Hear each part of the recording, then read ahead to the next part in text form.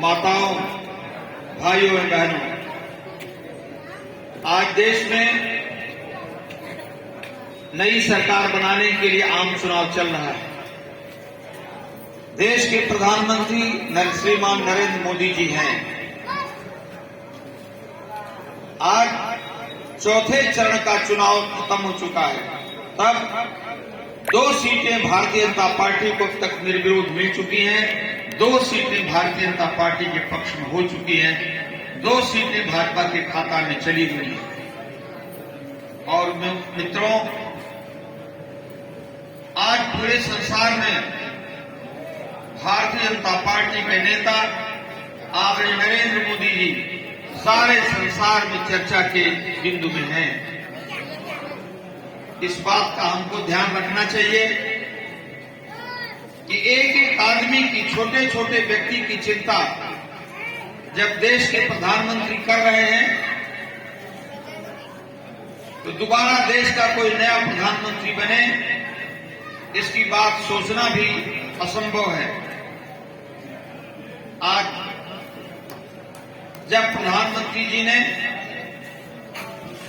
लाल किले की प्राचीर से यह घोषणा किया कि घर घर शौचालय बनवाएंगे, तो लोगों ने इस बात का, बड़े लोगों ने मजाक उड़ाया कि लाल किले की प्राचीर से शौचालय बनवाने की ये कौन सी घोषणा है। लेकिन उनको, जहां हम लोग रह रहे हैं, इस क्षेत्र का अगर ध्यान रहता तो इस बात का वो मजाक न उड़ाते। यह ग्रामीण इलाका है। इस इलाके में पुरुष हो चाहे महिला, अगर घर में शौचालय नहीं है तो सूरज डूबता है, तब इस काम के लिए बाहर अंधेरे में जाते हैं। प्रातःकाल सूरज उगने से पहले अंधेरे में इस काम के लिए हमको बाहर जाना पड़ता है। लेकिन जिन घरों में शौचालय नहीं है, अगर दिन में पेट में तकलीफ हुई तो समस्या का निदान कैसे होता होगा, आप समझ लीजिए। अगर 2 मीटिंग भोजन न मिले तो काम चल जाएगा, लेकिन 1 सेकंड भी शौचालय की समस्या आप बर्दाश्त नहीं कर सकते भाइयों बहनों। अब तब और बात कठिन हो जाती है जब घर में कोई कल की नई दुल्हन आई हो और दिन में उसके सामने समस्या आएगी, तब पीछे जाइए, आज के कई वर्षों पीछे आप क्या करते रहे होंगे, इस बारे में सोच सकते हैं। यही नहीं, आम किसान की समस्या को प्रधानमंत्री जी ने हल किया। छोटे छोटे किसान जो 1 बोरी यूरिया जिसका दाम 270 रुपए है, उसके लिए किसी भी व्यवसायी के सामने हाथ फैलाते थे कि हमको उधार दे दो, गेहूं कटेगा तुमको पैसा दे देंगे। ट्रैक्टर की जुताई भी उधार रहती थी मित्रों। लेकिन जब प्रधानमंत्री ने 2-2 हजार रुपया करके पूरे वर्ष में 6,000 रुपये दे दिए, तो 4 से 5 बीघे के किसान की समस्या अपने आप हल हो गई। अब किसी के सामने हाथ फैलाने की आवश्यकता नहीं है। यदि पैसे का हमने सदुपयोग किया तो आप बातों को भूल जाते हैं। बिजली वही है ना, 1 हफ्ते रात में आती थी, 1 हफ्ते दिन में आती थी। आज शाम होते ही पूरा इलाका जगमग जगमग हो जाता है, लगता है कोई शहर है। किसी भी छात्र को अब लालटेन में पढ़ने की जरूरत नहीं पड़ती। इतनी पर्याप्त बिजली आ रही है। किसान खेती कर ले रहा है, विद्यार्थी अपनी पढ़ाई कर ले रहा है। ये सब कैसे हो रहा है? ये सब हो रहा है तब जब देश के प्रधानमंत्री आदरणीय नरेंद्र मोदी जी ने ये सारी व्यवस्थाएं बनाई, उसकी चिंता की, तब ये काम हो रहा है। आपने बड़ी बड़ी बातें करना, आपके सामने कुछ सब आप जानते हैं। राम मंदिर बना देश के भीतर अयोध्या में, कैसे बना इसको भी आप जानते हैं। 4 सरकारें चली गई राम मंदिर बनाने में। जब ढांचा गिरा बाबरी मस्जिद का, तो मध्य प्रदेश, राजस्थान, उत्तर प्रदेश, हिमाचल प्रदेश की 4 सरकारें गई।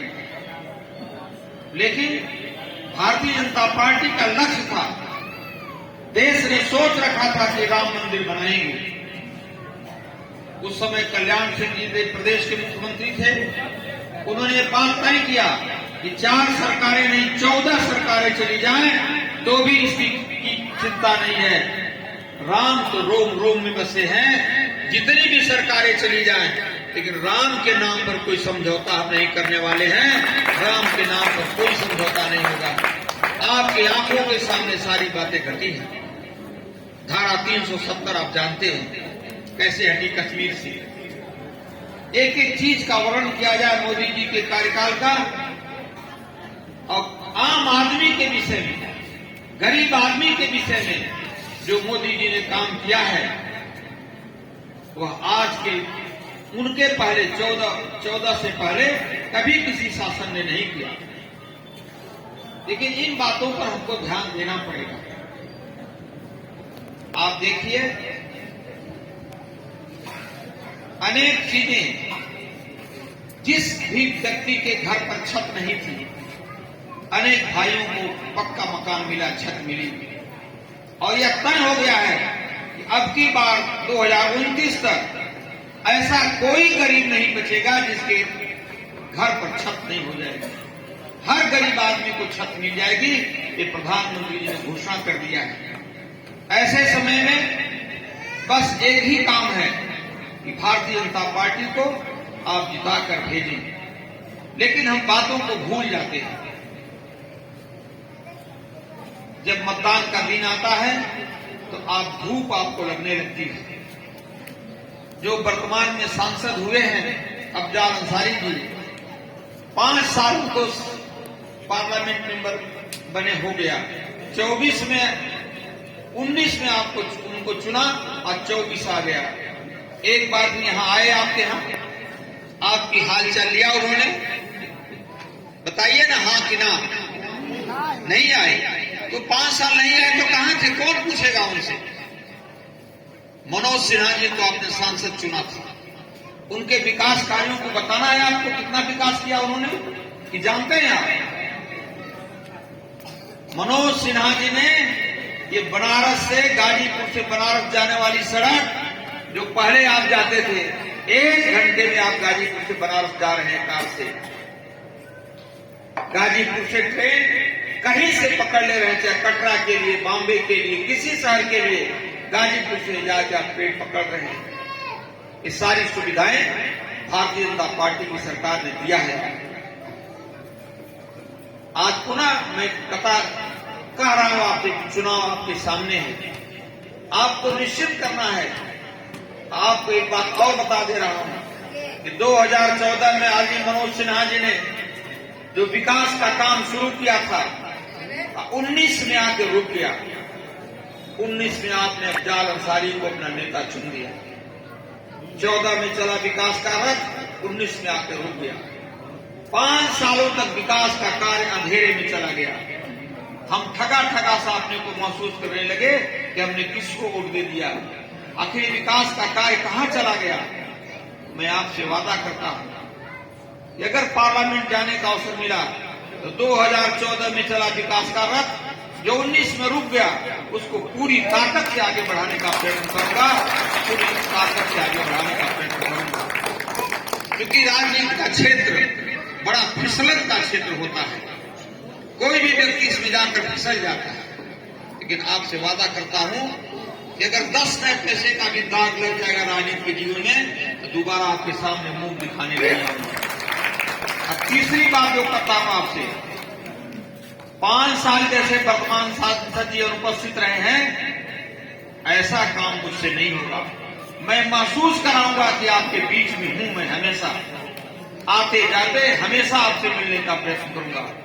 आपके कंधे से कंधा मिलाऊंगा, आपके कदम से कदम मिलाऊंगा, आपके मान सम्मान की हमेशा रक्षा करता रहूंगा, हमेशा रक्षा करता रहूंगा, हमेशा रक्षा करता रहूंगा। इन्हीं बातों के साथ अपनी बात समाप्त करता हूं।